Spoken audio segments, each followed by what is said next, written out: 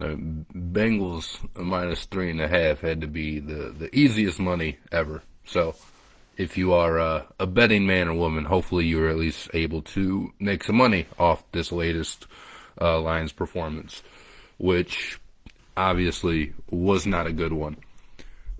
I'm Ryan from the Sports Carnage Podcast. We are here to talk about the Lions' 34-11 loss to the Cincinnati Bengals. I heard one of the commentators call it a cat fight because of Bengals and Lions, which I thought was pretty funny. So go subscribe to our podcast on Spotify, on Podbean, and on Apple Podcasts. You can find our Facebook link in the description here. And if you're watching on YouTube or if you're watching on YouTube, I should just say, you can find the links to the podcast and the social media in the description below. Yeah, man, the Lions are really bad. They're probably the worst team in football.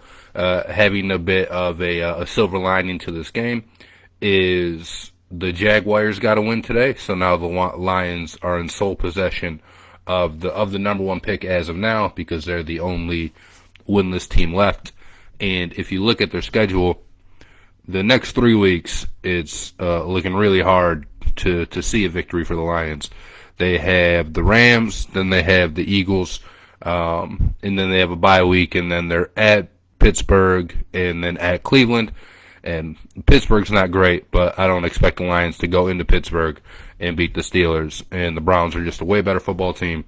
So then your next opportunity for a win comes on Thanksgiving at home against the Bears, and the Lions should probably be like 0-9 by that point. I think the most disappointing thing today wasn't even necessarily like the play of one individual or one unit. It was the entire team after Dan Campbell's passionate press conference last week where he came out and he's literally like in tears talking about how hard the team fought and how much they wanted to win that game. And then to respond by being shut out most of the game. They didn't score their first points until the fourth quarter. And when they were down 27-0 and they kicked a field goal. It's just a really bad performance. And I think it's probably the only like uninspiring performance that we've seen from the Lions this year. I don't think that anybody necessarily like quit. I just thought this was the worst game that they've played all year, and I think it shows no matter kind of what you look at, whether it's the box score, whether you just watch the game. But it seemed like they had their toughest time, playing football today, and it definitely seemed like it was the toughest game, at least for me to watch, because again, there was nothing positive that you could have taken out of today's performance. This game sucked. Sure did, Lee. Yes, one step closer to 0-17. I don't want to go 0-17. I'll go 1-16, but I don't want to be the first team to go 0-17. We already went winless once. Go Rams. I mean, yeah, we play the Rams, and the Rams beat the piss out of the Giants today. The Lord hates the Lions. Get rid of Goff. Goff sucks. Please admit it. Yeah, man, Goff sucks. I don't think there's anybody who's up here singing the praises of Jared Goff, but I mean, it's not his fault that the Lions are 0-6. It's just a really bad football team, and Jared Goff doesn't help your football team when you are bad. So, yeah, he didn't play good today. He hasn't played well really all season, but I don't really know what you expect him to do or what you want him to do. And he missed throws, he missed touchdowns today, but I mean, Jesus Christ, it's a bad football team around him, and he's not a good quarterback, which, I think was the plan when they brought him in. I don't think they had any, like, delusions of grandeur that, they thought this was going to work or be a playoff team or something. 70-3, the Rams. Maybe, man. It's like a college football score, but at this point, that might be what ends up happening. Or maybe Stafford takes the lead easy on us. Rams are blowing out the Giants. Going to be a tough game for the Lions and Matt Stafford's return. So Stafford isn't returning to Detroit. The Lions are going to L.A. So it'll probably be a little bit less emotional, than only because the fans, in L.A., they probably don't care about the Lions so much. Obviously, if Stafford was coming here, you'd have a totally different feeling around the game. Not that you'd think the Lions would win. It would just be more of a spectacle. But yeah, I fully expect the Rams to light up the Lions next week. Blame the owner for letting Bob Quinn gut this roster so bad we can't even get one win. Yeah, Bob Quinn was, him and Millen might be the two worst general managers that we've ever seen in professional football, and they both just happen to be on the Lions. And I really do think that this Lions team is the worst that we've seen since the 0-16 team. Obviously, the only competition they have would be the team right after the 0-16 year, or I think they won 2-14, like in Stafford's rookie year.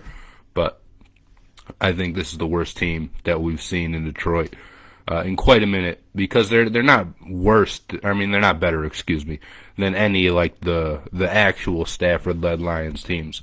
And even in the years that Stafford got hurt and they had like David Blau or something, I still felt like those teams were better than what we've seen here. The whole team looked like they were not into the game. It's not him, it's the organization. I assume you're talking about Goff. I think it's both. Again, Goff's not helping the team win football games, obviously, and he's not even helping them really get close. Even in the games they were close in, I don't think you looked at any of those games and thought like, oh, Jared Goff is the reason that the Lions are in this football game. It's just, a match made in bad heaven. First round draft pick headed to a perfect season. I mean, like, imperfect season, but yeah. I think we'll get the number one pick. I thought we were going to get the number one pick before the season started, and obviously nothing that we've seen has changed my mind about that. Can't leave our defense out there forever. No, and I thought in the first half the defense played pretty well. They only gave up 10 points, and I did think that the defense was playing obviously more inspired than the offense all game, but particularly in the first half, and then I think you hit the nail on the head. They just got tired in the second half. The Bengals had the ball for 35 minutes compared to the Lions, 25. And anytime that happens, you're probably going to lose that football game, because the Lions didn't have any of those plays that, the time of possession it can skew the time of possession. You know what I mean? Like a pick six, where obviously you score, but you're not on offense, so you don't actually have, you don't get credit for the TOP, but you still get the touchdown. And nothing like that happened today for the Lions. Nothing even good happened today for the Lions, really. I know they had the one interception off of Joe Burrow, and I'd say probably the only thing that wasn't Jared Goff's fault today was his first interception, where it looked like the receiver caught it, and then it got just ripped straight out of his hands. And they gave that interception to Goff, which is probably a tough break for him and a little bit unfair. But like I said, he missed touchdowns, he missed throws that would have made the game closer. I don't know that there's anything that the Lions could have done that would have allowed them to win the game, but they definitely could have shown up better, if they hit some of those plays. We are rebuilding again. Absolutely. The punter, Jack Fox is the best player on the team, and it's not even really close. Not a good QB. What about the receivers? They are garbage. Yeah, all the receivers suck too. And the Lions obviously didn't really do them many favors in the offseason. The first receiver they picked was St. Brown. And I think that was in like the fourth round. And he's been good. And I was kind of excited about the pick because I thought he was a good player in college. But he's definitely not, a number one, especially not in this stage of his career. And then you're throwing other guys, like Kadarius. I don't even know his name, actually. Let me look before I just butcher it. But obviously they have Khalif Raymond. What is the other gentleman's name? Kadero Dodge. Oh, so I wasn't too far off. And then you have TJ Hawkinson, of course, who's your tight end, not necessarily a receiver, but he led the team in targets and catches. And for another week, DeAndre Swift is like top 2 or 3 on the team in targets. He had 7 today, which was tied for second with Khalif and St. Brown.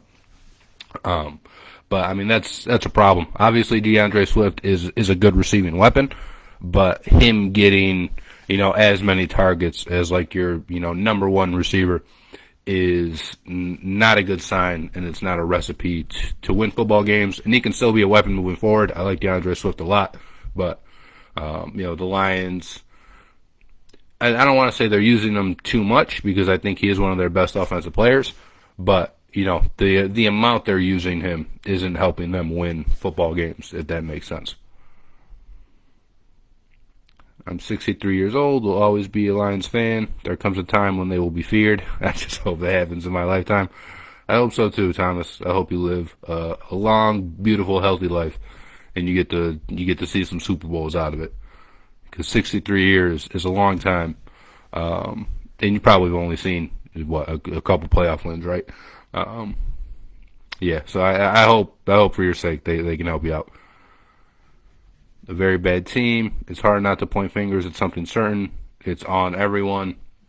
Yeah, the whole team is bad. Again, there's not one scapegoat. It'll probably end up being Jared Goff, just because he's the quarterback, and that's the nature of like the story surrounding bad NFL teams is, the quarterback sucks, and our quarterback does suck.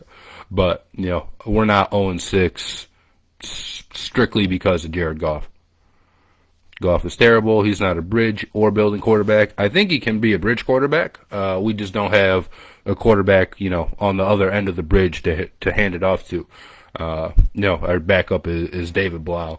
So it's not like you have somebody like Trey Lance or Justin Fields, kind of sitting in the wings who you can give the reins to after Goff just becomes like unplayable. You don't even have a guy like Kyle Trask or Kellen Mond, one of the less heralded quarterbacks in this, latest draft class, that is probably not your quarterback of the future, but you can at least like throw them in and see what they can do. So there's not even a guy like that on the team. Goff for sure isn't our future, and need to take our first 2 picks and draft a stud defender and get a young quarterback. There is some positives with the coaching staff, and we play hard, but this is going to take a few years. We have played hard all season. I didn't think we necessarily played hard today. This is so stupid. Sorry about that. So we do have the Rams pick, and one thing I think could happen, although quarterbacks usually get a boost anyway, even if they're not very good. But if the Lions get the first pick, I think what could happen, and what might satisfy kind of both aspects of the fan base, is if with the first pick you take someone on defense, probably Thibodeau from Oregon, and then with the Rams pick, it'll be later. It'll be probably anywhere from like 27 to 32 if they end up winning the Super Bowl. And then I think the Lions could take one of those later round quarterbacks, later first round quarterbacks, since I don't think there's going to be any quarterbacks, that are heralded as like a number 1 pick this year. So whether it's a guy like, Malik Willis or Carson Strong, is it Desmond Ridder, Damian Ridder, from Cincinnati, Sam Howell. I think one of those guys, or maybe even somebody else emerges, Matt Corral, from Ole Miss. I think one of those guys will probably be available by the time the Rams pick comes up. And I think that might be the route the Lions go, is get your premium defensive player, with your pick, which again, it'll probably be number 1. It'll certainly be like top 2 or 3, and then try and get a developmental guy at the end of the first round, much like the Ravens did, with like Lamar Jackson. The organization is cursed. The Lions haven't had a decent team since the 90s. A couple of those Caldwell teams were decent. Obviously, they still didn't win a playoff game, but I didn't think those teams were, a bottom half of a football team. I think they're probably closer to like top 10 in the NFL. They haven't been to a Super Bowl since it's called the Super Bowl. That's true. Does Bobby Lane have any kids that can come to Ford Field and live the curse? I don't know. You can probably Wikipedia it though and see who he's survived by. No quarterbacks in the draft next year either. Yeah, we just talked about that a little bit, where maybe you take a guy with not as much, draft capital as you normally would with like the first pick, but instead you go get him with the end of the first round pick that you're going to get from the Rams. They should go no huddle offense the whole game. I don't think we have the necessary tools to go no huddle the whole game. I think our offensive linemen would get very tired, and we don't have depth on the offensive line anyway, because a lot of our guys, one, are hurt, and two, the backups are just bad. So I don't think that's the play for the Lions. And it's not even like we have receivers, like a platoon of receivers that you can sub in and out. Our starting receivers are probably already the worst in the NFL. And then again, you just start to look at guys who will get tired quickly. The first team to go 0-17, maybe, man, is kind of looking like that. I hope we can snag a win somewhere along the way, though. I still want the first pick. I just don't want to go 0-17 to do it.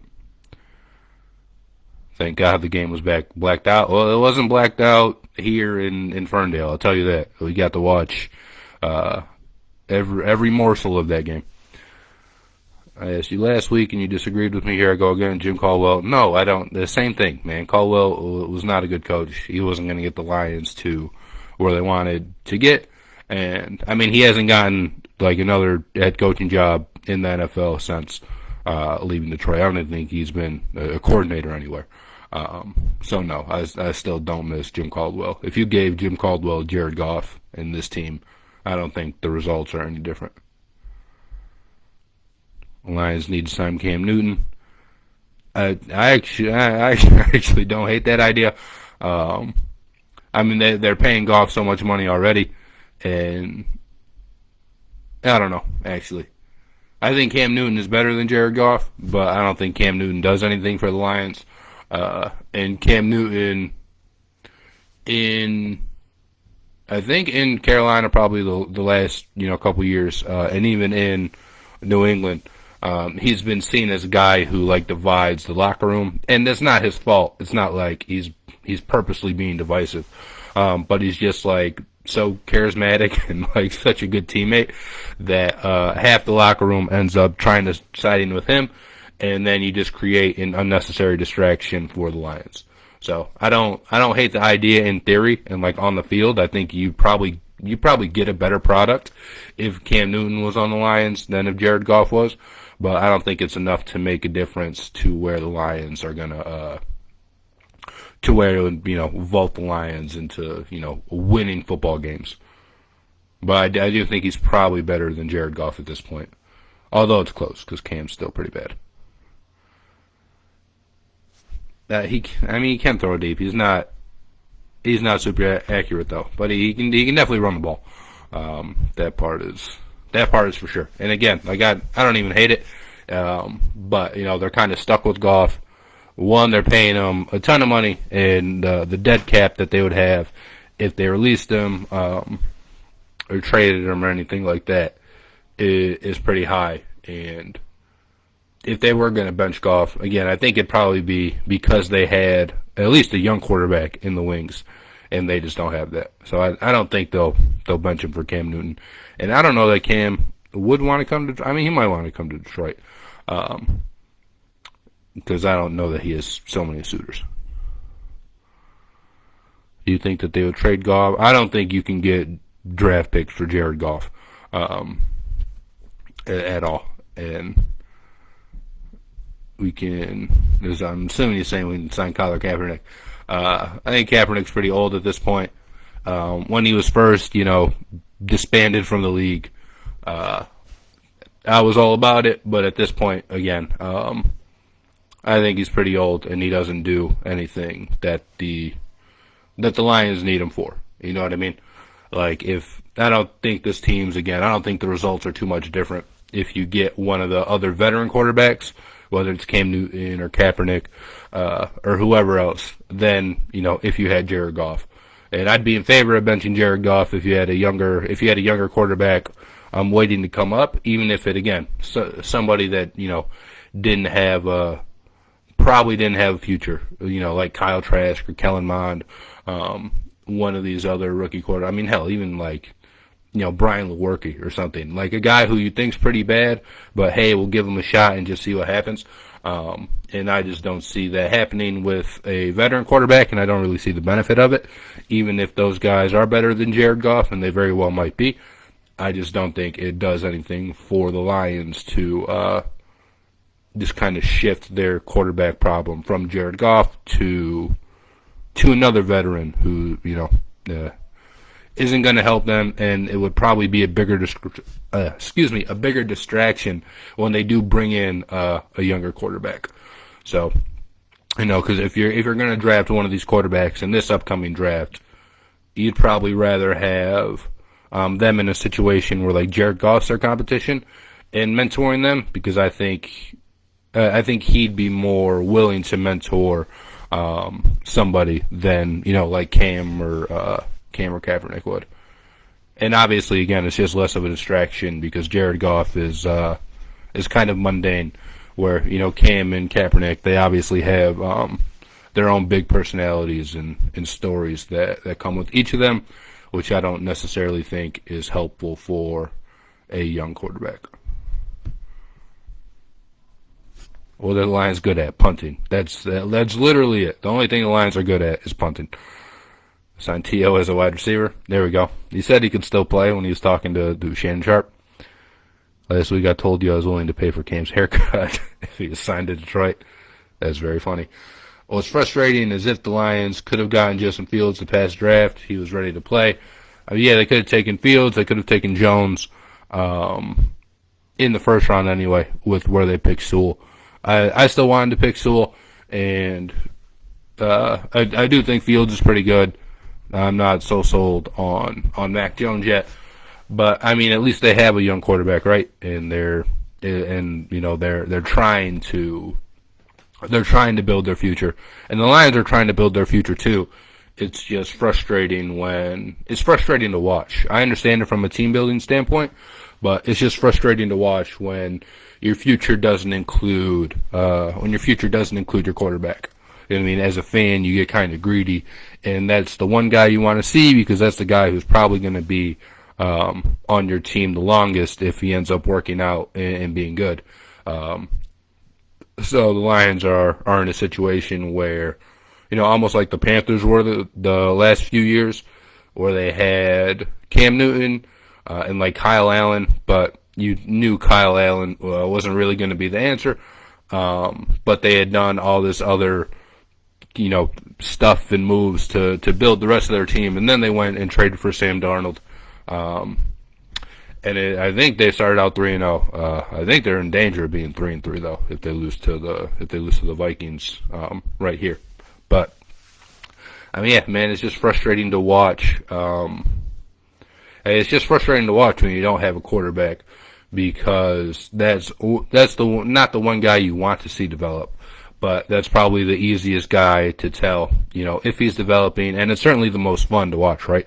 Because you get to see him with the ball every play, as opposed to watching, like Penei Sewell, where just a regular fan, we probably don't understand everything that he's supposed to do on the offensive line all the time. So if he has a nice block, like you can probably tell, but it's kind of boring to just watch an offensive lineman all game and try and track his progress. Way less fun than it is a quarterback. Jeff Goff is ass. That's not his name, but that's pretty funny too. I think that's probably what we have. Again, I don't think there's really any positives to take away from the game today. I thought this was the worst game the Lions played all year. I thought the defense did a pretty good job in the first half, and then in the second half, they were just gassed as the Bengals were able to pour it on. In the offense, again, man, coming out and scoring 0 points for the first three quarters after the passionate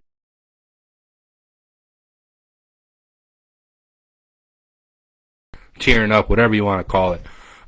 You thought they'd come out and play a little harder, And I think that's really, again, the most disappointing thing. Not necessarily disappointed in the loss because you knew that was going to happen. You knew the team was bad. I think a lot of us are even rooting for them to lose so that they can, restart accelerate the rebuild with the number one pick.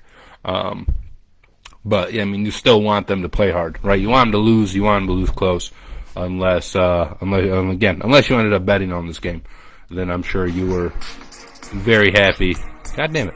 I am sure you were very happy with every Bengals touchdown and field goal scored. But that's what we have today. We're going to be talking about the Lions more on the Sports Carnage podcast. So if you guys haven't already subscribed, go to your preferred podcast platform, Google Podcast, Apple Podcast, Spotify, Podbean, and subscribe so that when they drop, you get the notification, and then you can listen. We'll probably be talking a little bit about this team and how they stack up against the 0-16 team, because I really do think that this team is the worst one that we've seen since then. And I think some of my podcast mates disagree, or at least they disagreed at the start of the season. We'll see where they're at now. But there's a little preview for that. And then we talk about more things as well. I'm sure you guys have bigger interests outside of football. So we do talk about college football, which is still football, I guess. But the baseball playoffs, the NBA season is just about to start. So we'll get into all of that on the podcast, and then we do these reaction videos as well for Michigan and Michigan State football. Obviously, Michigan didn't play this week. Michigan State did, so that is up on our YouTube as well, which is just Sports Carnage. If you type it in YouTube, you guys can find us pretty easily, and then that's where you can find us on Twitter and Facebook as well. And again, everywhere else. So if you're watching this now, go search those links. If you just type it into Google, I'm sure it'll take you everywhere you need to be. And then if you're watching on YouTube, all the links are in the description below. Make it super easy for you. And if you're watching this on YouTube right now, make sure you hit that subscription button. But that is what we have for today. Thank you guys so much for joining me. If you powered through and watched the entire Lions game, God bless. I know I did. But now maybe you can go out and enjoy this beautiful Sunday that we have here. So thank you all so much, and we will see you next week.